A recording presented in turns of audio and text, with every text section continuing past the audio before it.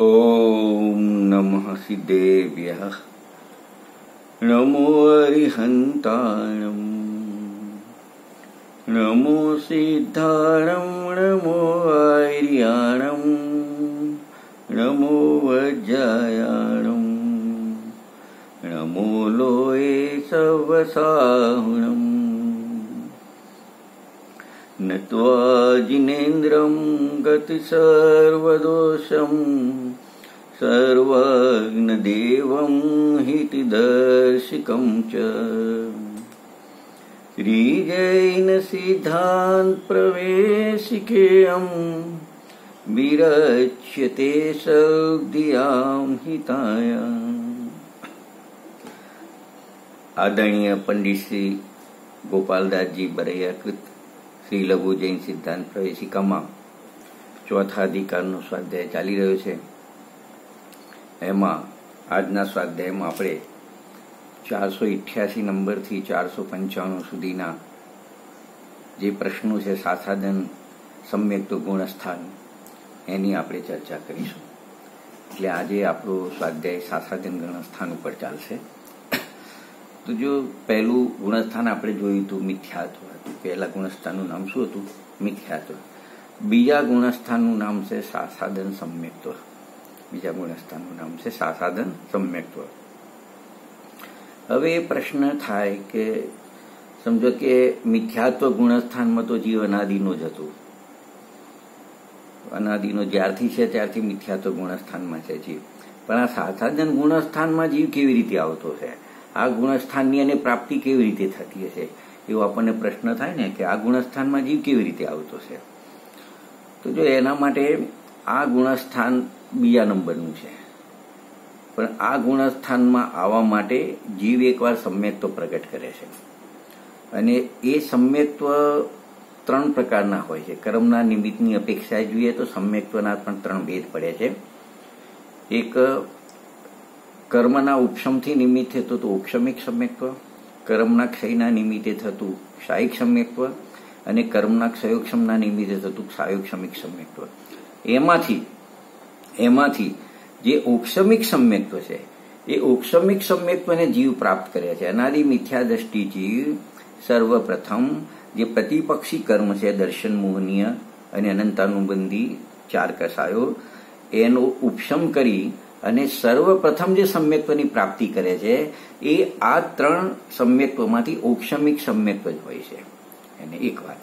બીજું કે આ સમ્યક્ત્વમાં જીવ આવે છે અને એ સમ્યક્ત્વમાંથી એનો અંતર્મુહૂર્તનો કાળ હોય છે। અંતર્મુહૂર્તના કાળમાં એ સમ્યક્ત્વ છૂટી જાય છે અને એ સમ્યક્ત્વ છૂટતા આ જીવ બીજા સાસાધન ગુણસ્થાનમાં આવતો હોય છે। ત્યાંથી ક્યાં ક્યાં જતો હોય છે આપણે થોડું આગળ જોઈશું, પણ આ તો આપણે પર્ટિક્યુલર સાસાધન ગુણસ્થાનમાં જીવ ક્યાંથી આવે છે તો ઉપશમિક સમ્યક્ત્વ વાળો જીવ સાસાધન ગુણસ્થાનમાં આવે છે। તો જો એમ થાય કે કેવી રીતે ઉપશમિક સમ્યક્ત્વની પ્રાપ્તિ થાય અને ઉપશમિક સમ્યક્ત્વ કેમને કેવી રીતે છૂટે છે એની આપણે થોડી ચર્ચા કરી લઈએ, એ પણ વાત નીકળી છે। તો જે અનાદિ મિથ્યા દ્રષ્ટિ છે કે જેને અનંત કાળ ગયો પણ આજ દિન સુધી સમ્યક્ત્વ પ્રાપ્ત કર્યું નથી એ જીવને અનાદિ મિથ્યા દ્રષ્ટિ કહેવામાં આવે છે। તો આવા અનાદિ મિથ્યા દ્રષ્ટિ જીવને સત્તામાં કર્મો જે હોય છે ને 148 પ્રકારના કર્મો, તો એની એ કર્મોની સત્તા હોય છે। એમાં જે મોહની કર્મ હોય છે એ મોહની કર્મમાં જે 2 ભેદ છે દર્શન મોહની અને ચારિત્ર મોહની, એની અંદર જે દર્શન મોહની કર્મ છે એના 3 ભેદ છે, પણ એમાંથી ફક્ત ને ફક્ત એક મિથ્યાત્વ પ્રકૃતિ, એને એક મિથ્યાત્વ પ્રકૃતિ અને ચારિત્ર મોહની કર્મની 25 છે પ્રકૃતિ, એમાંથી અનંતાનુબંધી કસાયની 4 પ્રકૃતિ, એમ કુલ 5 પ્રકૃતિઓની સત્તા હોય છે। દર્શન મોહનીમાં 1ની અને ચારિત્ર મોહનીમાં અનંતાનુબંધીની 4, એ 5 પ્રકૃતિઓનો ઉપશમ થાય છે જીવને, અને એનો ઉપશમ થતા જીવને જે અનાદિનું મિથ્યાત્વ તેનો અભાવ થઈ અને ઉપશમિક સમ્યક્ત્વની પ્રાપ્તિ થાય છે। અને આ ઉપશમિક સમ્યક્ત્વનો કાળ અંતર્મુહૂર્તનો છે, એટલે અંતર્મુહૂર્તની અંદર એને ઉપશમિક સમ્યક્ત્વ નિયમથી છૂટે છે। પરંતુ એક પ્રક્રિયા એ દરમિયાન થઈ જાય છે કે આ જે અંતર્મુહૂર્તનો કાળ છે ઔક્ષમિક સમ્યક્ત્વનો, એ કાળમાં આપણે જે મોહનીક્રમમાં દર્શન મોહનીક્રમ જોયું એમાં એક મિથ્યાત્વકર્મ પ્રકૃતિ હતી. એ મિથ્યાત્વકર્મ પ્રકૃતિના 3 ટુકડા થઈ જાય છે, 3 પ્રકાર બની જાય છે.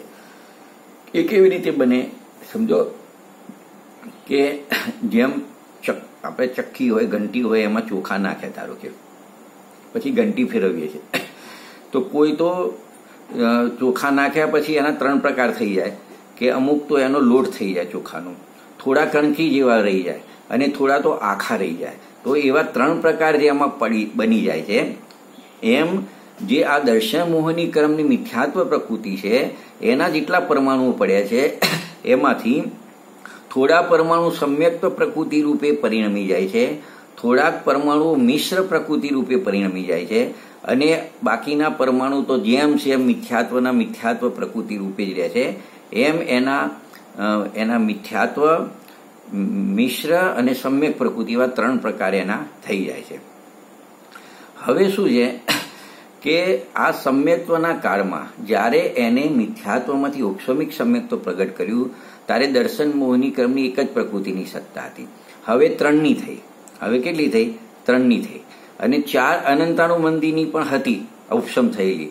તો જે 5 હતી એના બદલે 5ના બદલે એને બીજી 2 વધી, એટલે 7 કર્મ પ્રકૃતિની સત્તા થઈ ગઈ.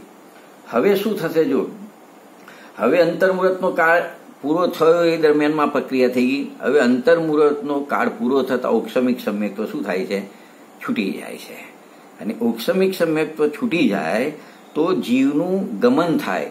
તો શું થાય? ગમન થવું એટલે એવું કંઈ નથી કે અહીંયાથી કોઈ એક ગામથી બીજે ગામ ગયું, એવું નથી કહેવું. એના પરિણામ બદલાય છે તો ગુણસ્થાન બદલાય છે, એને ગમન થયું કહેવાય છે. તે આપણે જોઈશું કે એવું જે ગમન થાય છે એટલે એમાં એને ઔક્ષમિક સમ્યક્ત્વ છૂટતા આ બીજા સાસાદન ગુણસ્થાનની પ્રાપ્તિ એને થતી હોય છે. એના માટે જે થોડા નિયમો છે કરણાની યોગમાં, તો એ કયા ગુણસ્થાનમાં જઈ શકે ઔક્ષમિક સમ્યક્ત્વમાંથી એ પણ આપણે થોડું જોઈ લઈએ. તો આપણે જોયું કે અનાદિ મિથ્યા દ્રષ્ટિ જીવ છે એને મિથ્યાત્વ છૂટી જાય અથવા મિથ્યાત્વ પ્રકૃતિનો ઉપશમ થાય અને એને નિયમથી ઔક્ષમિક સમ્યક્ત્વ જ થાય છે. બીજું ક્ષાયોક્ષમિક ને ક્ષાયિક સમ્યક્ત્વ સીધું થતું નથી. એ આપણે ઉપર ચર્ચા કરી હતી. બીજી વાત કે ઔક્ષમિક સમ્યક્ત્વનો કાળ અંતર્મુહૂર્ત છે, તેથી અંતર્મુહૂર્તમાં નિયમથી એ છૂટી જાય છે. આ 2 વાતની પણ આપણે ચર્ચા કરી. હવે જો મુદ્દાની વાત આવે નવી અગત્યની, કે જીવ જો એ દરમિયાન એનો અંતર્મુહૂર્તનો કાળ પૂરો થાય ઔક્ષમિક સમ્યક્ત્વનો, એ દરમિયાન એનો જે પુરુષાર્થ હતો ને આત્મસન્મુખતાનો ને અવલંબનનો, તો એવો પુરુષાર્થ એનો ચાલુ રહે તો શું થાય? તો ચાલુ રહ્યો પણ પેલું ઔક્ષમિક નામનું સમ્યક્ત્વ તો છૂટી જશે, એ તો નક્કી છે. એટલે હવે એને જે 7 પ્રકૃતિઓની સત્તા હતી ને, બરાબર છે, ઔક્ષમિક સમ્યક્ત્વ તો છૂટી ગયો. 7નો ઉપશમ હોય, પહેલા 5નો કર્યો પછી 7 થઈ, તો 7નો ઉપશમ રહ્યો. પરંતુ શું થયું કે એને એ સમ્યક્ત્વ તો છૂટવા વાળું છે. આ બાજુ એનો પુરુષાર્થ તો સમ્યક્ત્વ યોગ ચાલુ છે. તો પછી શું થશે કે એને જે 3 પ્રકૃતિ દર્શન મોહનીની હતી ને, દર્શન મોહનીની, તો એમાંથી જે સમ્યક્ત પ્રકૃતિ જે 3 હતી એમાં એક તો મિથ્યાત્વ હતી, એક મિશ્ર હતી, ત્રીજી સમ્યક પ્રકૃતિ હતી. એ સમ્યક પ્રકૃતિનો ઉદય આવી જાય તો ઔક્ષમિક સમ્યક્ત્વ તો છૂટી ગયું, પણ એને ક્ષાયોક્ષમિક સમ્યક્ત્વમાં એ જીવ આવી જાય છે. એટલે સમ્યક્ત્વ તો બની રહ્યું પણ એનો પ્રકાર બદલાઈ ગયો કે બધી પ્રકૃતિઓનો ઉપશમથી થયું તો ઔક્ષમિક કહેવામાં આવે છે. હવે અમુક પ્રકૃતિનો તો ઉપશમ રહ્યો 6 પ્રકૃતિનો, અને એક સમ્યક પ્રકૃતિનો ઉદય રહ્યો, તો એને ક્ષાયોક્ષમિક સમ્યક્ત્વ કહેવામાં આવે છે. અને એનું ગુણસ્થાન જે હોય એનું એ જ રહેશે કે સમ્યક્ત્વનું જ ગુણસ્થાન એનું બન્યું રહેશે. હવે સમજો કે બીજી પોસિબિલિટી વિચારો કે આ અંતર્મુહૂર્તનો કાળ છે એ દરમિયાન જે આવી પ્રક્રિયા તો થઈ ગઈ, 7 પ્રકૃતિની સત્તા તો બની ગઈ.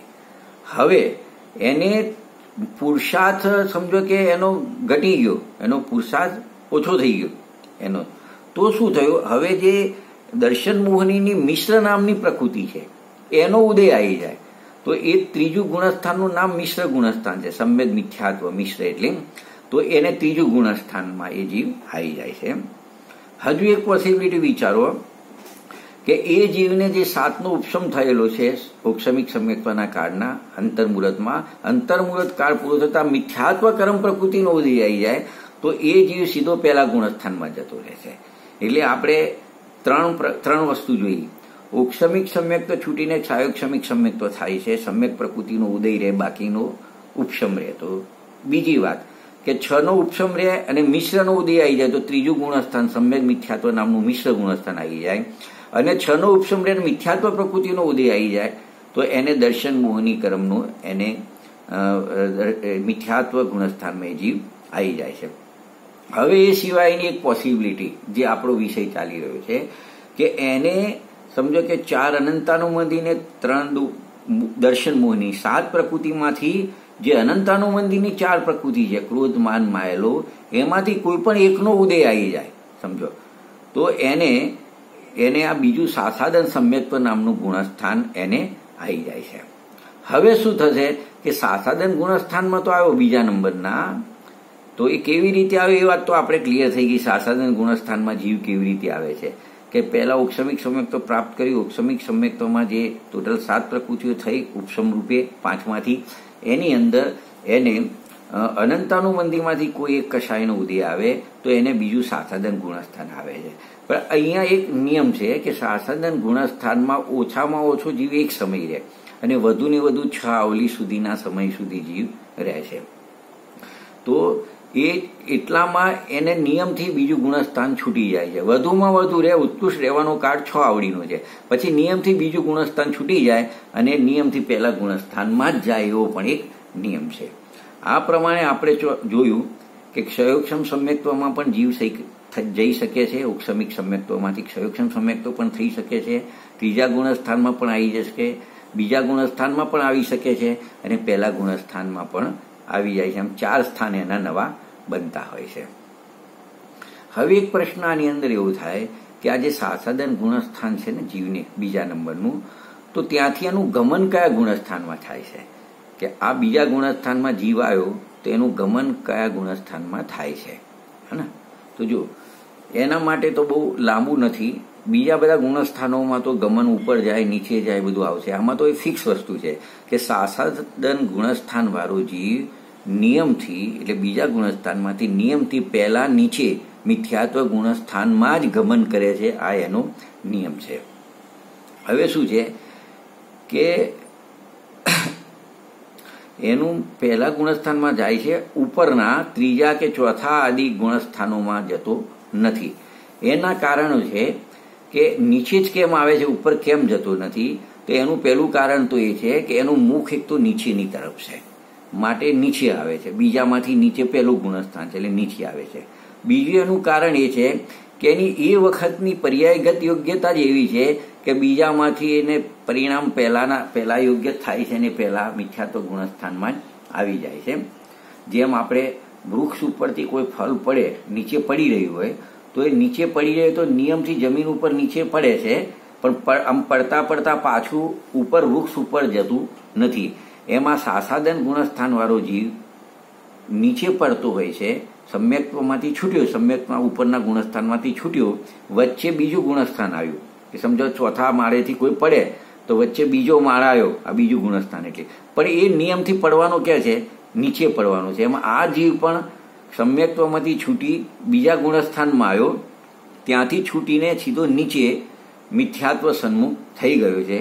તેથી હવે એને ઉપર સાસાદન ગુણસ્થાનમાં પાછા જવાનું કે ત્યાંથી ઉપર જવાનું એને પ્રશ્ન આવતો નથી. એને તો મિથ્યા દ્રષ્ટિ જ થવું પડે છે, એવો નિયમ છે. પણ એક પોસિબિલિટી છે, એમાં એક વસ્તુ બની શકે કે એક વારે મિથ્યાત્વમાં આવ્યો, ઔક્ષમિક સમ્યક્ત્વમાંથી છૂટ્યો, બીજા સાસાદનમાં વચ્ચે આવે છે એટલે આવ્યો અને નીચે મિથ્યાત્વમાં આવ્યો. મિથ્યાત્વમાં આવ્યા પછી એવું બની શકે કે ફરી યથાયોગ્ય પુરુષાર્થ કરી અને એના જેવો પુરુષાર્થ હોય એ પ્રકારે ઉપરના ગુણસ્થાનોમાં એ મિથ્યાત્વમાંથી જે આપણે જોયું હતું કે ગમન કયા કયા ગુણસ્થાનમાં થઈ શકે છે ત્યાં પાછો જઈ શકે છે. મિથ્યાત્વમાં આવેલો પાછો સીધો 7મામાં પણ જઈ શકે, સીધો 5મા ગુણસ્થાનમાં પણ જઈ શકે, સીધો 4થા ગુણસ્થાનમાં પણ જઈ શકે છે, 3જા ગુણસ્થાનમાં પણ જઈ શકે છે. આ પ્રમાણે યથાસંભવ એની યોગ્યતા પ્રમાણે જીવ જતો હોય છે. હવે એમ થાય કે આ બીજા સાસાદન ગુણસ્થાનમાં જીવનું આગમન ક્યાંથી થાય? અહીંયાથી ગમન તો જોયું, બીજામાંથી નીચે પહેલામાં જ થાય છે ગમન, પણ આગમન બીજામાં ક્યાંથી આવે છે?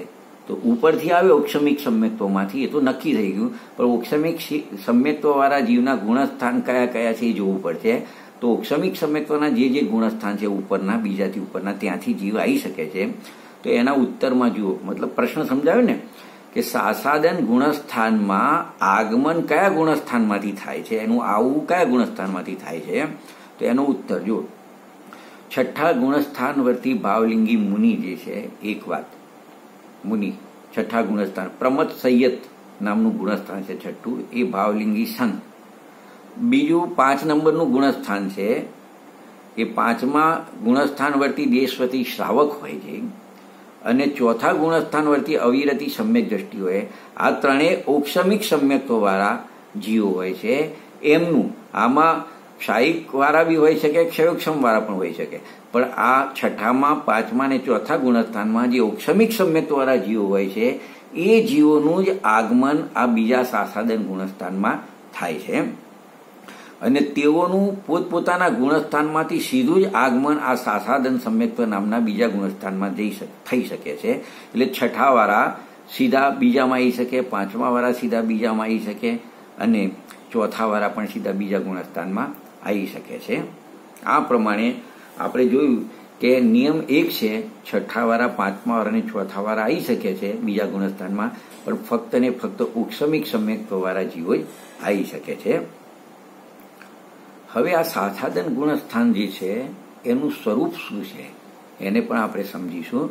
તો આપણું જે લઘુ જૈન સિદ્ધાંત પ્રવેશિકા છે એના 488 નંબરના પ્રશ્નમાં આ સાસાદન ગુણસ્થાનનું સ્વરૂપ બતાવ્યું છે. તો આપણે સાસાદન ગુણસ્થાનને પણ થોડું સમજીશું કે બહુ સહેલું છે કે આપણે તો પહેલા ઔક્ષમિક સમ્યક્ત્વ તો જોઈએ, એ તો નક્કી થઈ ગઈ, છૂટ્યા પછી આવે છે એટલે ઔક્ષમિક સમ્યક્ત્વ આવશે. હવે તમારે આગળ એક વાત હમણાં આવવાવાળી છે કે ઔક્ષમિક સમ્યક્ત્વના 2 ભેદ હોય છે, એક પ્રથમોક્ષમ સમ્યક્ત્વ અને એક દ્વિતીયોક્ષમ સમ્યક્ત્વ. તો અહીંયા નિયમ લાગશે આના સ્વરૂપ માટે કે પ્રથમોક્ષમ સમ્યક્ત્વનો કાળ જ્યારે હોય, ચાલતો હોય, એની અંદર અંતર્મુહૂર્તનો એનો કાળ છે, એમાં વધારેમાં વધારે 6 આવડી અને ઓછામાં ઓછો 1 સમય બાકી હોય, આટલી કન્ડિશન પહેલા. અંતર્મુહૂર્તમાં વધુમાં વધુ 6 આવલી અને ઓછામાં ઓછો 1 સમય બાકી હોય, એ સમયમાં, એ જ સમયની અંદર, આ સમય બાકી છે, હજુ પૂરો થયો નથી સમ્યક્ત્વનો કાળ, અને અનંતાનુબંધી કસાયના ઉદયથી જેનું સમ્યક્ત્વ નાશ થઈ ગયું છે, કાળ સમ્યક્ત્વનું છે પણ સમ્યક્ત્વ નાશ થઈ ગયું છે, અભિપ્રાય દૂષિત થઈ જાય છે એનું, તો એ જીવ બીજા ગુણસ્થાન વાળો છે. આવો સિદ્ધાંત પ્રવેશિકાની અંદર 488 નંબરનો પ્રશ્નમાં ખુલાસો કરેલો છે. હવે આપણને એમ થાય કે આ પ્રથમોક્ષમ સમ્યક્ત્વની વાત આવી ને, તો પ્રથમોક્ષમ, તો ઔક્ષમિક સમ્યક્ત્વના 2 ભેદ છે, પ્રથમોક્ષ સમ્યક્ત્વ અને દ્વિતીયોક્ષમ સમ્યક્ત્વ. તો એના પણ 2 પ્રશ્નો મૂકેલા છે સિદ્ધાંત પ્રવેશિકામાં. 489 નંબરનો અને 490 નંબરનો પ્રશ્ન છે, આ બંને સમ્યક્ત્વ માટે છે. તો પહેલા ત્યાં ચોખવટ કરેલી છે, એટલે ત્યાં પૂછ્યું છે પ્રથમોક્ષમ સમ્યક્ત્વ કોને કહે છે અને દ્વિતીયોક્ષમ સમ્યક્ત્વ કોને કહે છે. હવે 2 પ્રશ્નો છે. તો પહેલું પ્રથમોક્ષમ સમ્યક્ત્વ કોને કહે છે એના ઉત્તરમાં એમને પ્રથમોક્ષમ સમ્યક્ત્વ અને દ્વિતીયોક્ષમ સમ્યક્ત્વનો જે ઉત્તર આપ્યો એમાં એમને પહેલા ચોખવટ કરી કે કર્મના નિમિત્તે સમ્યક્ત્વના 3 ભેદ થાય છે, જે આપણે આગળ ચર્ચા કરીએ. તો એ 3 ભેદ લીધા અને એના ત્રણેયના પ્રભેદ લીધા, ત્રણેયમાંથી ઔક્ષમિક સમ્યક્ત્વના પ્રભેદ લીધા. એટલે કે જે કર્મના નિમિત્તે એક ઔક્ષમિક સમ્યક્ત્વ થાય, એક ક્ષાયિક સમ્યક્ત્વ થાય અને એક ક્ષાયોક્ષમિક સમ્યક્ત્વ થાય. તો એમાં ઔક્ષમિક સમ્યક્ત્વ કોને કહેવું? તો ત્યાં આગળ એમને લખ્યું કે જે દર્શન મોહનીની ત્રણેય, દર્શન મોહની ક્રમની 3 અને અનંતાનુબંધીની 4, એમ કુલ 7 પ્રકૃતિઓનો ઉપશમ થવાથી જે ઉત્પન્ન થાય એને ઉપશમ સમ્યક્ત્વ અથવા ઔક્ષમિક સમ્યક્ત્વ કહેવામાં આવે છે. આ 7 પ્રકૃતિઓનો ક્ષય થવાથી જે ઉત્પન્ન થાય એને ક્ષાયિક સમ્યક્ત્વ કહેવામાં આવે છે. અને હવે જો ક્ષાયોક્ષમિકમાં થોડું બદલા છે કે 6 પ્રકૃતિઓનો તો ઉદયનો અભાવ, અનુદય, અને એક સમ્યક્ત પ્રકૃતિનો ઉદય, સાતમાંથી એક સમ્યક્ત પ્રકૃતિનો ઉદય અને બાકીની 6 પ્રકૃતિઓનો ઉપશમ, અનુદય. બસ, તો એ વખતે જે ઉત્પન્ન થાય સમ્યક્ત્વ એને ક્ષાયોક્ષમિક સમ્યક્ત્વ કહેવામાં આવે છે. તો પહેલા 3 સમ્યક્ત્વના ભેદની ચર્ચા કરી કે એ સમ્યક્ત્વ કોને કહેવામાં આવે છે. પછી જે ઔક્ષમિક સમ્યક્ત્વના 2 ભેદ છે, પ્રથમોક્ષમ સમ્યક્ત્વ અને દ્વિતીયોક્ષમ સમ્યક્ત્વ. એમાંથી પ્રથમોક્ષમ સમ્યક્ત્વ કોને કહેવું? તો જે અનાદિ મિથ્યા દ્રષ્ટિ છે એને 5 પ્રકૃતિ હોય છે, આપણે જોયું ને સત્તામાં. અને સાદી મિથ્યા દ્રષ્ટિને 7 પ્રકૃતિઓનો ઉપશમ થાય છે, અનાદિ મિથ્યા દ્રષ્ટિને 5નો ઉપશમ થાય છે, અને સાદી મિથ્યા દ્રષ્ટિને 7 પ્રકૃતિઓનો ઉપશમ થાય છે. તો અનાદિ કોને કહેવાય? એ તો આપણે જોયું કે જીવે આજ દિન સુધી અનાદિથી સમ્યક્ત પ્રગટ કર્યું નથી, અને મિથ્યાત્વ જ છે એ જીવને અનાદિ મિથ્યા દ્રષ્ટિ કહેવાય. અને સાદી મિથ્યા દ્રષ્ટિ કોને કહેવાય છે? કે એકવાર સમ્યક્ત પ્રગટ કરી ફરી મિથ્યાત્વની સાદી એટલે શરૂઆત થાય, અને સાદી મિથ્યા દ્રષ્ટિ કહેવાય. તો અનાદિની વાત કરીએ તો અનંતાનુબંધીની 4ની એ તો 4 રહી, પણ જે દર્શન મોહનીની એક મિથ્યાત્વ પ્રકૃતિ હોય છે તો 5નો ઉપશમ કરે છે. અને સાદી મિથ્યા દ્રષ્ટિ જીવને અનંતાનુબંધીની 4 અને દર્શન મોહનીની 3, તો 7 પ્રકૃતિના ઉપશમ થતા જે સમ્યક્ત્વ થાય એને પ્રથમોક્ષમ સમ્યક્ત્વ કહેવામાં આવે છે. પછી એ 1 વાર થાય, 2 વાર થાય, 1000 વાર થાય. જેટલી વખતે મિથ્યાત્વમાં આવ્યો અને મિથ્યાત્વ છૂટીને સમ્યક્ત્વ થાય એ પ્રથમોક્ષમ નામનું સમ્યક્ત્વ થશે. 1 વાર થયું એટલે પ્રથમોક્ષમનો, બીજી વારમાં થયું ફરી થયું મિથ્યાત્વમાં આવીને ફરી થાય તો દ્વિતીયોક્ષમ, એવો અર્થ નથી કરવાનો કે મિથ્યાત્વ છૂટીને જે થાય છે એ પ્રથમોક્ષમ સમ્યક્ત્વ થાય છે. તો દ્વિતીયોક્ષમ સમ્યક્ત્વ કોને કહીશું એ પણ આપણે જોઈશું ને. તો જો કે 7મા ગુણસ્થાનમાં અહીંયાથી શરૂઆત કરી છે કે 7મું જે ગુણસ્થાન છે અપ્રમત્ત સંયત નામનું ગુણસ્થાન છે, એ ગુણસ્થાનમાં જીવ ક્ષયોક્ષમ સમ્યક્ત્વમાં હોય છે. તો ક્ષયોક્ષમ સમ્યક દ્રષ્ટિ જીવ જ્યારે શ્રેણી ચડવાની સન્મુખ થાય છે, એટલે મતલબ કે શ્રેણી ચડી હોય, જનરલી ગુણસ્થાન 7મામાંથી 6માં, 6માંથી 7મામાં, 7મામાંથી 6માં, અથવા 6થું ગુણસ્થાનનું નામ છે પ્રમત્ત અને 7મા ગુણસ્થાનનું નામ છે અપ્રમત્ત. તો પ્રમત્ત, અપ્રમત્ત, પ્રમત્ત, અપ્રમત્ત દશામાં મુનિરાજ જતા હોય છે, એને સ્વસ્થાન કહેવામાં આવે છે. અને જે 7મામાંથી 6માં નહીં આવતા, 7મામાંથી 8માં જાય તો 8માંથી આગળના ગુણસ્થાન શ્રેણીના ગુણસ્થાન કહેવાય છે. એટલે એમ કહેવાય કે 7મા ગુણસ્થાનમાં એક તો ક્ષયોક્ષમ સમ્યક્ત્વ હોય, કારણ કે ઔક્ષમિક સમ્યક્ત્વનો કાળ તો અંતર્મુહૂર્ત છે, અને સમ્યક્ત્વ ટકી રહે તો એ નિયમથી ક્ષયોક્ષમ થઈ જાય, પછી ક્ષાયિક પણ થઈ શકે છે, પણ ઉપશમમાંથી ક્ષયોક્ષમિક સમ્યક્ત્વ થયું. તો ક્ષયોક્ષમિક સમ્યક દ્રષ્ટિ જીવ કહેવાય 7મા ગુણસ્થાનમાં. હવે જ્યારે શ્રેણી સન્મુખની અવસ્થા આવે ત્યારે એને બીજું એક કામ કરવું પડે છે. શું કરવું પડે છે? કે એને અનંતાનુબંધી જે ક્રોધ, માન, માયા, લોભ છે 4 કસાય છે, એનું વિસંયોજન કરવું પડે છે. તમે કહેશો વિસંયોજન એટલે શું? કે અનંતાનુબંધી કર્મ પ્રકૃતિ જે છે એને અપ્રત્યાખાનાવરણ, પ્રત્યાખાનાવરણ કે સ્વંદલન એમાં એ રૂપે બની જાય, એનો જે અનુભાગ છે એ ઘટી અને એ રૂપે થઈ જાય, તો એને એમ કહેવાય છે કે અનંતાનુબંધી ચતુષ્ટયનું વિસંયોજન થયું. એટલે હવે અનંતાનુબંધી રૂપે ના રહેતી, કર્મોના તો એના એ જ રહ્યા, કર્મોના પરમાણુ એના એ રહ્યા, પણ એની શક્તિ ઘટી ગઈ તો પછી એનું વિસંયોજન થઈ ગયું. એ અપ્રત્યાખાનાવરણી રૂપ એનું થઈ ગયું, એને કહેવાય વિસંયોજન થયું. તો વિસંયોજન થઈ દર્શન મોહની કર્મની 3 પ્રકૃતિ હતી એનો ઉપશમ થાય. પેલી 4નો તો વિસંયોજન થઈ ગયું ચારિત્રની, અને દર્શન મોહની 3 પ્રકૃતિનો ઉપશમ થઈ ગયો, તો એને દ્વિતીયોક્ષમ સમ્યક્ત્વ કહેવામાં આવે છે. તો આ 7મા ગુણસ્થાનની અપેક્ષાએ વાત કરી. હવે કોઈ આચાર્ય કે ધવલ જે છે ને, ધવલગંજ છે, એના પુસ્તક પહેલા નંબરના પુસ્તકમાં 211 નંબરના ઉપર લખેલું છે, અને એક મૂલાચાર ટીકા 204 નંબરની. મતલબ એ બંને આચાર્યો છે એમના મત પ્રમાણે 4થા થી 7મા ગુણસ્થાન વર્તી, ત્યાં ખાલી 7માની વાત કરી, પણ 4થા થી 7મા ગુણસ્થાન વર્તી ક્ષયોક્ષમ સમ્યક દ્રષ્ટિ હોય એ જીવ આ દ્વિતીયોક્ષમ સમ્યક્ત્વની પ્રાપ્તિ કરતા હોય છે, એવો પણ એક મત એમનો હોય છે. હવે આપણે થોડી ચર્ચા કરીશું કે ધવલ પુસ્તક 1ની જે હમણાં વાત કરી ને એમાં 164 નંબરના પેજ ઉપર લખ્યું છે કે સામાન્યથી સાસાદન સમ્યક દ્રષ્ટિ જીવ છે, મતલબ જે સાસાદન ગુણસ્થાન વાળો જીવ છે સમ્યક દ્રષ્ટિ જીવ છે એમ એવું કથન કરેલું છે. તો એને મિથ્યા દ્રષ્ટિ ગણવું કે સમ્યક દ્રષ્ટિ ગણવું, બીજા ગુણસ્થાન વાળા જીવને ખ્યાલ આવે ને તો તેવું લખ્યું છે કે સામાન્યથી સાસાદન સમ્યક દ્રષ્ટિ જીવ જ છે એવું કથન છે. તો એની અંદર કોઈને એવો પ્રશ્ન આવે કે સાસાદન ગુણસ્થાન વાળો જીવ સમ્યક દ્રષ્ટિ કેવી રીતે, કે સાસાદન ગુણસ્થાન વાળા જીવ તો વિપરીત અભિપ્રાયથી દૂષિત છે, તો તેને પછી સાસાદન સમ્યક્ત્વ એવું નામ ના કહેવું જોઈએ, સાસાદન સમ્યક્ત્વ ના કહેવું જોઈએ, તમે એને સાસાદનની પાછળ સમ્યક્ત્વ એવો શબ્દ કેમ વાપરો છો? તો જો એનો ઉત્તર એ છે કે એ સમ્યક્ત્વ કેમ કીધું એનું કારણ છે.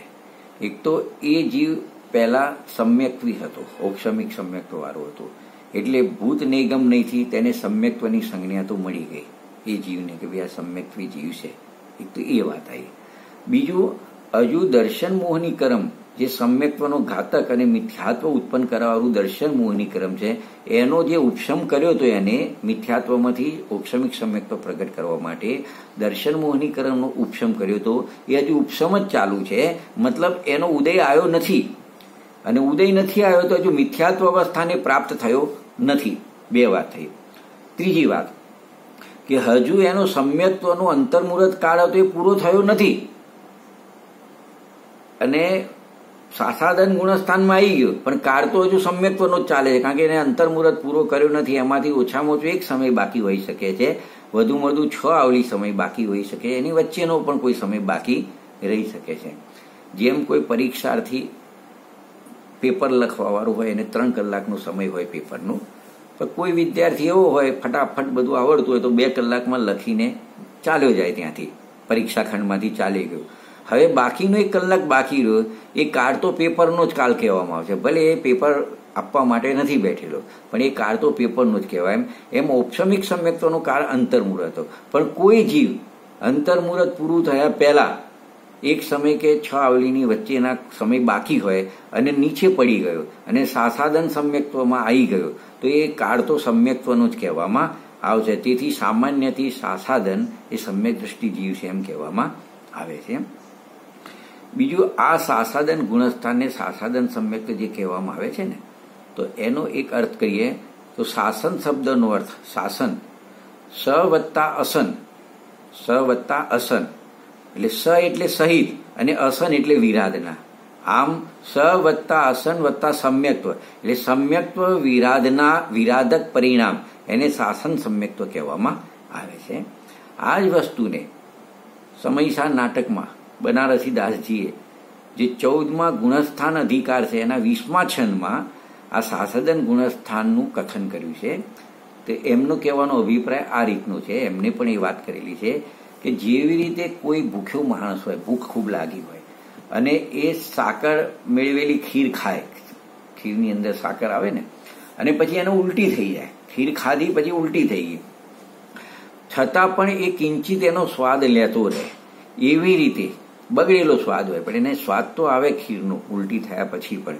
એવી રીતે કોઈ 4થા 5મા કે 6ઠા ગુણસ્થાન સુધી ઉપર જીવ ચડેલો છે સમ્યક્ત્વમાં અને એવો ઉપશમિક સમ્યક્ત્વવાળો જીવ હોય પણ એને અનંતાનુબંધી કસાયનો ઉદય આવ્યો. જેમ પેલાને ઉલટી થઈ ગઈ એમાં એને અનંતાનુબંધી કસાયનો ઉદય આવ્યો, મિથ્યાત્વનો ઉદય નથી આવ્યો, અનંતાનુબંધી કસાયનો ઉદય આવ્યો. તો તે જીવ તે જ સમયે ત્યાંથી નીચે પડે છે એટલે મિથ્યાત્વમાં પડે છે, પણ હજુ પડ્યો નથી, વચ્ચેની અવસ્થા છે. જેમ 4થા માળેથી કોઈ પડ્યો તો નીચે આવવાનો છે પણ હજુ નીચે આવ્યો નથી, વચ્ચે છે. એમ વચ્ચે પડવાની જે અવસ્થા છે એ અવસ્થામાં જગન્ય એક સમય અને વધારે 6 આવલી સુધીમાં તેને દૂષિત થયેલા સમ્યક્ત્વનો કિંચિત સ્વાદ આવે છે, માટે એને સાસાદન ગુણસ્થાન છે, સાસાદન સમ્યક્ત્વ ગુણસ્થાન છે એમ કે એમને વાત કરેલી છે. અને એમને એક સાસાદન ગુણસ્થાનની સંક્ષિપ્ત પરિભાષા એક લાઈનમાં એવી પણ આપી કે સમ્યક્ત્વ વિરાધક પરિણામ જ સાસાદન ગુણસ્થાન છે.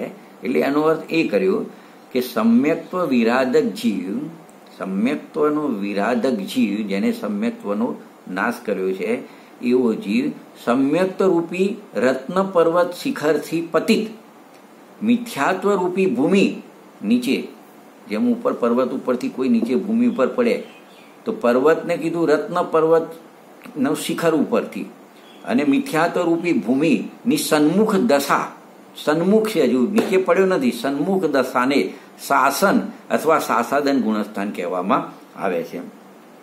અહીંયા સમ્યક્ત્વને રત્ન પર્વતનું શિખર એવી ઉપમા આપી છે. એનો અભિપ્રાય એ છે કે જેવી રીતે રત્નોનો પર્વત હોય તો એ અનેક રત્નોને ઉત્પન્ન કરવા વાળું છે. એટલે કે જે રત્નનો પર્વત ઉપર પહોંચી જાય એને અંદરથી ઘણા રત્નોની પ્રાપ્તિ થાય છે અને ઉન્નત સ્થાન ઉપર પહોંચાડવાનું. પછી જેને રત્ન મળે એ કોઈ નાનો સામાન્ય માણસ ના રહે, ઉન્નત સ્થાન એટલે એની ઘણી ઉન્નતિ થાય છે, એમ ઉન્નત સ્થાન પર પહોંચાડવા વાળું છે. એવી રીતે આ સમ્યક્ત્વ તો આને પ્રગટ કરી લીધું છે. એટલે કેવલ જ્ઞાનાદિ અનેક ગુણ રત્નોને ઉત્પન્ન કરાવવાનું આ સમ્યક્ત્વ છે. ભલે અત્યારે નીચે પડી રહ્યું છે, પણ એકવાર સમ્યક્ત્વ થયું છે તો કેવલ જ્ઞાનાદિ અનેક ગુણોની ઉત્પન્ન થવાવાળા છે. અને એનું એ બધાથી ઉન્નત સ્થાન જે મોક્ષ છે એ મોક્ષ નિયમથી જવાવાળું છે. એટલે ઉન્નત સ્થાને પહોંચાડવાનું આ સમ્યક્ત્વ છે. એટલે એ પ્રમાણે એમનો અભિપ્રાય છે. બીજું સિદ્ધાંત ચક્ર નેમિચંદ્રાચાર્ય દેવ એમને ગોમટસાર જીવકાની ગાથા 19 નંબરમાં પણ આ શાસાદન ગુણસ્થાનની પરિભાષા એમને કરેલી છે. એમને પણ આ રીતે વાત કરેલી છે કે આપણે 2 વાર તો એનું રિપીટેશન થઈ ગયું. હવે આ આચાર્ય ભગવંતે શું એમના શબ્દો છે કે પ્રથમોક્ષમ સમ્યક્ત્વના, હવે પ્રથમોક્ષમ સમ્યક્ત્વ એટલે ખ્યાલ આવી ગયો. જે ઓક્ષમ્યક સમ્યક્ત્વના 2 ભેદ હતા, પ્રથમોક્ષમ ને દ્વિતીયોક્ષમ સમ્યક્ત્વ. એમાં પ્રથમોક્ષમ સમ્યક્ત્વ જે આપણે લીધું એ પ્રથમોક્ષમ સમ્યક્ત્વના અંતર્મુહૂર્ત કાળમાંથી જ્યારે જગનને એક સમય અથવા ઉત્કૃષ્ટ 6 આવલી પ્રમાણ સમય બાકી રહ્યો છે. હજુ અંતર્મુહૂર્તમાં આટલો સમય બાકી રહ્યો છે. હવે એ સમય દરમિયાન શું થાય છે કે તેટલા કાળમાં અનંતાનુબંધી ક્રોધ, માન, માયા, લોભમાંથી કોઈ એક કસાયનો ઉદય આવવાથી, કોઈ એક કસાયનો શું આવી ગયો? ઉદય આવી ગયો. તો એના ઉદય આવવાથી શું થાય છે કે સમ્યક્ત્વની વિરાધના થવાય છે. તો સમ્યક્ત્વની વિરાધના થવાથી શ્રદ્ધાની જે અવ્યક્ત અતત્વ શ્રદ્ધાનુરૂપ પરિણતિ થાય છે, બસ એને શાસન અથવા શાસાદન ગુણસ્થાન કહેવામાં આવે છે. આ નેમિચંદ્ર આચાર્ય દેવે આ પ્રમાણે એની પરિભાષા કરેલી છે. બીજી જે દર્શન મોહની અને અનંતાનુબંધીનો જે ઉપશમ કીધો ને ઓક્ષમિક સમ્યક્ત્વમાં, તો આચાર્ય શ્રી વિન્સેન્ટ સ્વામીએ ધવલા લખી, જે છઠખંડાગમમાં ટીકા કરીને ધવલા, એનું જે પહેલું પુસ્તક છે એના 172 નંબરના પેજ ઉપર આ અનંતાનુબંધી માટે પણ એમને ખાસ વિશેષ વાત કરેલી છે કે અનંતાનુબંધી કસાય દ્વિસ્વભાવી છે. દ્વિસ્વભાવી એટલે ખ્યાલ આવે 2 પ્રકારનો સ્વભાવ છે. કારણ કે અનંતાનુબંધી કસાય છે ચારિત્ર કર્મની પ્રકૃતિ છે. એક તો એ જીવના ચારિત્ર ગુણના ઘાતમાં તો નિમિત્ત થાય છે, પણ સમ્યક્ત્વનો પણ ઘાત કરે છે. સમ્યક્ત્વનો પણ ઘાત કરે છે. એટલે ચારિત્ર અને સમ્યક્ત્વ બંનેનો ઘાત કરે છે, ઘાત થવામાં નિમિત્ત છે. એટલે અનંતાનુબંધી કસાયને દ્વિસ્વભાવી કીધો. જેમ 2 in 1 હોય છે ને, કે વસ્તુ તો એક હોય પણ કામ 2 પ્રકારના આપે, એને શું કહેવાય? 2 in 1. એમાં પ્રકૃતિ કર્મની તો એક ચારિત્રની, પણ એ ચારિત્રનો ઘાત કરે અને સમ્યક્ત્વનો પણ ઘાત કરે. બંનેમાં એને નિમિત્ત કીધી છે. માટે મિથ્યાત્વના ઉદયની જેમ અનંતાનુબંધી કસાયના ઉદયથી પણ ઓક્ષમિક સમ્યક્ત્વની વિરાધના થાય છે અને ચારિત્રની વિરાધના તો થાય છે. એ વખતે ચારિત્ર પણ એનું દૂષિત થઈ જાય છે. હવે અનંતાનુબંધી કસાય માટે બીજું પણ એક કથન એમને આપ્યું છે. 6થા ભાગમાં 43 નંબરના પેજ ઉપર એમને લખ્યું છે કે દર્શનમ ચરણ ગુણધાઈ ચત્તારી અનંતાનુબંધી પયડીઓ. એનો અર્થ એ છે કે અપ્રત્યાખાનાવરણ આદિ કસાયના ઉદયના પ્રવાહને અનંત કરવારૂપ કાર્ય અનંતાનુબંધી કસાય કરે છે. કે અનંતાનુબંધી કસાયનો પ્રવાહ અનાદિનું છે કસાય, અને જ્યાં સુધી મિથ્યાત્વ હોય તો એ જીવને ત્યાં સુધી એવો અનંતકાળ નીકળી જાય છે અનંતાનુબંધી કસાય. અને અપ્રત્યાખાના વર્ણની કર્મ જે છે એમને પણ એમના પ્રવાહને પણ અનંતકાળ સુધી ચલાવવા વાળું અનંત, એટલે જ્યાં સુધી અનંતાનુબંધીનો અભાવ થતો નથી ત્યાં સુધી પ્રત્યાખાનનો સ્વંદનનો પણ અભાવ થઈ શકતો નથી. અને અનંતાનુબંધીનો અભાવ ના થાય તો અનંતકાળ સુધી કસાય ચાલે છે, તો પેલી કસાયો પણ અનંતકાળ સુધી ચાલે છે. એટલે એમને એમ લખ્યું કે અપ્રત્યાખાના વર્ણ આદિ કસાયો છે એમના પ્રવાહને અનંત કરવા રૂપ જે કાર્ય કરે છે એ અનંતાનુબંધી કસાય કરે છે. એટલે આ ચારિત્રના ઘાતને નિમિત્ત થયું અને પેલું સમ્યક્ત્વના ઘાતમાં નિમિત્ત થયું. હવે આપણે જે જોયું કે ઉપસમિક સમ્યક્ત્વનો અંતર્મુહૂર્તનો કાળ છે એમાં ઓછામાં ઓછું એક સમયને વધુમાં વધુ 6 આવલી સમય એવો શબ્દ આવ્યો હતો ને, તો આપણને એમ થાય કે આવલી એટલે શું થતું હશે, આવલી એટલે શું? સમય, એક સમય, 2 સમય, 3 સમય તો ખ્યાલ આવે, પણ આવલી એટલે શું? તો જો આપણે સિદ્ધાંત પ્રવેશિકામાં 491 નંબરનો પ્રશ્ન ત્યાં છે કે આવલી એટલે શું, તો સમજો આવલી એ પણ સમયનું એક માપ જ છે અને અસંખ્યાત સમયની એક આવલી થાય, અસંખ્યાત સમયનું સમૂહ એ એક આવલી થાય. એને નિમેષ પણ કહેવામાં આવે છે, એને શાસ્ત્રમાં એનું પર્યાયવાચી નામ નિમેષ પણ છે. એટલે મતલબ સમજો કે આ ખુલ્લી આંખ છે ને, ખુલ્લી કરીને બંધ કરીને ખોલવાની વાત નથી, પણ જેની બંધ આંખ છે એ બંધ આંખને ખુલતા જેટલો સમય લાગે એટલા સમયોને એક આવલી કહેવામાં આવે છે. તો એને એક નિમેષ પણ કહેવામાં આવે છે. તો બીજા ગુણસ્થાનમાં ઉત્કૃષ્ટ રહેવાનો કાળ આવી 6 આવલી છે. બસ હવે તમે કહો બંધ આંખ ખુલી એક વખત, એવું 6 વખત થાય એટલો સમયથી વધારે જીવ બીજા ગુણસ્થાનમાં રહી શકે નહીં. નિયમથી પહેલા મિથ્યાત્વ ગુણસ્થાનને પ્રાપ્ત થાય છે, એમાં એનું ગમન થઈ જાય છે. હવે ચારિત્ર અપેક્ષાએ આ સાસાદન ગુણસ્થાન છે બીજા નંબરનું, એનો આપણો વિચાર કરીએ તો એમાં શું હોય છે? તો જો જીવ વિપરીત પરિણામથી, વિપરીત અભિપ્રાયથી દૂષિત થયેલું છે, એટલે એની શ્રદ્ધા પણ યથાર્થ હોતી નથી. તો શ્રદ્ધા યથાર્થ નથી, એક ગુણ યથાર્થ નથી, તો એનું ચારિત્ર, જ્ઞાન આદિ બધા ગુણોનું પરિણમન પણ મિથ્યાત્વ રૂપે હોય છે, યથાર્થ હોતું નથી. ગુણોના પરિણમનમાં અશુદ્ધતા હોવા છતાં, તો જો આ જે ગુણોનું પરિણમન છે શ્રદ્ધા, જ્ઞાન, ચારિત્ર આદિ, એ ગુણોના પરિણમનના અશુદ્ધતા છે. પણ ગુણોના પરિણમનમાં અશુદ્ધતા આવવાથી કોઈ દ્રવ્ય અને એના ગુણો અશુદ્ધ થઈ જતા નથી. દ્રવ્ય અને ગુણો તો ત્રિકાળ શુદ્ધ જ છે, એ ક્યારે અશુદ્ધ થતા નથી. જો દ્રવ્ય કે ગુણ અશુદ્ધ થઈ જાય તો અશુદ્ધતા એનો સ્વભાવ થઈ જાય, અને પછી જે સ્વભાવ હોય એનો ક્યારે અભાવ થતો નથી. તો પછી દ્રવ્ય અને ગુણોને શુદ્ધ કરવાનો કોઈ ઉપાય જ રહી શકે, કોઈ બની શકે નહીં. તમે શું ઉપાય કરો? સ્વભાવને કઈ રીતે બદલી શકો? જેમ પાણીનો સ્વભાવ શીતલ છે તો એનો સ્વભાવ ના બદલાય, પર્યાયમાં એની ઉષ્ણતા આવે અને ઉષ્ણતા પર્યાયમાં જાય ને પાછી એની શીતલતા આવે, પણ એનો જે સ્વભાવ ઉષ્ણતા રૂપે બનેલો છે એ તો શીતલતા રૂપે છે, શીતલતા રૂપે જ રહે, એટલે સ્વભાવ બદલાતો નથી, એનો કોઈ ઉપાય પણ હોતો નથી. માટે આપણે જોઈએ કે ભગવાનની દિવ્ય ધ્વનિ અનુસાર આપણે એ સ્વીકારવું જોઈએ કે પ્રત્યેક વસ્તુ દ્રવ્ય ગુણ પર્યાયમય છે અને દ્રવ્ય તથા ગુણો તો સદા શુદ્ધ જ રહે છે. તો જે અશુદ્ધતા કે શુદ્ધતા પ્રગટ થાય છે એ ક્યાં પ્રગટ થાય છે? પર્યાયમાં પ્રગટ થાય છે. કેમ કે શુદ્ધતા અશુદ્ધતા રૂપ પરિણમન કરવું એ પર્યાયનો ધર્મ છે, દ્રવ્ય કે ગુણનો ધર્મ નથી. માટે દ્રવ્ય ને ગુણ તો સદાય શુદ્ધ છે, પર્યાયમાં અશુદ્ધતા આવે છે અને પર્યાયમાંથી અશુદ્ધતા દૂર કરી આપણે શુદ્ધતાની પ્રાપ્તિ કરી શકીએ છીએ. હવે કાળ અપેક્ષાએ આપણે થોડો વિચાર કરીએ કે આ ગુણસ્થાનનો કાળ કેટલો હશે. તો જો પેલા જગન્ય કાળ જોઈએ, જગન્ય કાળ, તો આ બીજા ગુણસ્થાનનો જગન્ય કાળ માત્ર એક સમયનું છે. કારણ કે આપણે ત્યાં જોયું હતું કે ઉપશમિક સમ્યક્ત્વના કાળમાં ઓછામાં ઓછો એક સમય અને વધુમાં વધુ 6 આવલી કાળ સમય બાકી હોય ત્યારે બીજા ગુણસ્થાનમાં આવે, એટલે એનો જગન્ય કાળ એક સમયનો થઈ ગયો. બરાબર છે. હવે ઉત્કૃષ્ટ કાળની વાત કરીએ, પછી મધ્યમ લઈ લઈશું. તો જીવ આ સાસાદન ગુણસ્થાનમાં રહે તો વધારે 6 આવડી સમય સુધી રહી શકે છે, પછી નિયમથી એનું મિથ્યાત્વમાં ગમન થાય છે.